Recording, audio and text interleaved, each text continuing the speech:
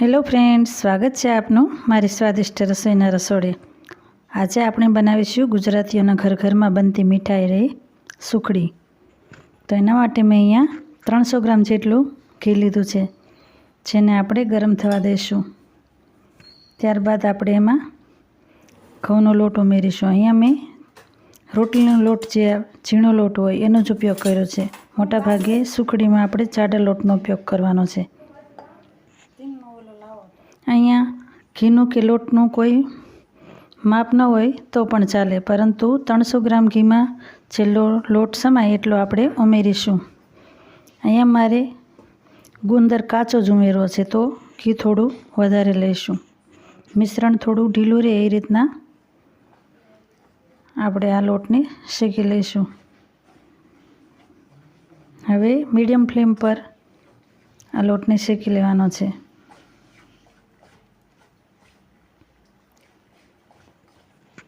જાડા લોટની સુખડી એકદમ સરસ બને છે,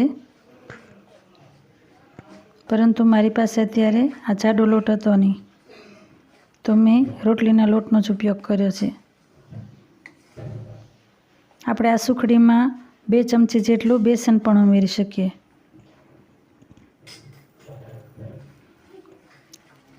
સુગંધ આવવા લાગે અને કલર થોડો ચેન્જ થાય ત્યાં સુધી એને શેકાવા દેવાનું છે।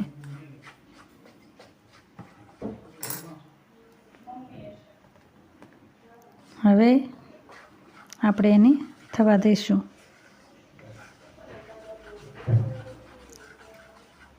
ગુંદર આપણે પહેલાં તળીને પણ ઉમેરી શકીએ, પરંતુ મેં ગુંદરનો પાવડર બનાવી લીધો છે અને એને ચાળી લીધો છે। અને આ જ્યારે લોટ શેકાઈ જાય ત્યારે કાચો જેમાં ઉમેરી દઈશું, જેથી એ ગરમ ઘી અને આ લોટના મિશ્રણમાં શેકાઈ જાય। જ્યારે આપણે ઝાઝા પ્રમાણમાં બનાવતા હોય ત્યારે ગુંદરને અલગ શેકી લેવો જોઈએ। લગભગ 8 થી 10 મિનિટ જેટલો ટાઈમ આ લોટને શેકાતા લાગે છે।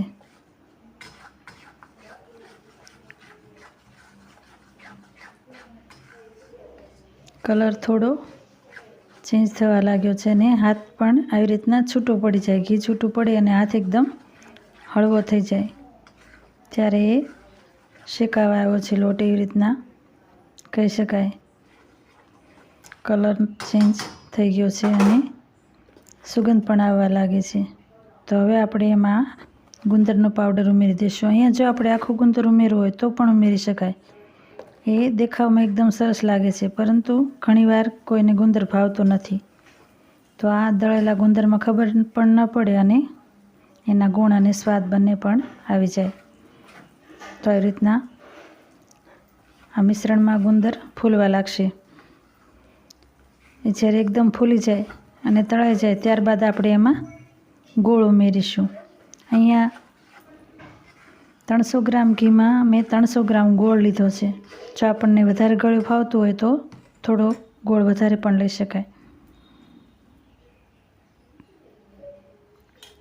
ગોળ એકદમ સમારીને લેવાનો છે, અથવા તો ડબ્બાનો ગોળ જે આવે છે ઢીલો એ લેવાનો છે, જેથી કોઈ ગાંગડી ન રહે। હવે એકદમ મિક્સ થઈ જાય ત્યાં સુધી આપણે એને હલાવી લઈશું। જો આપણે સુખડી એકદમ પોચી બનાવવી હોય તો આ ગોળ નીચે ઉતારીને ઉમેરવાનો છે।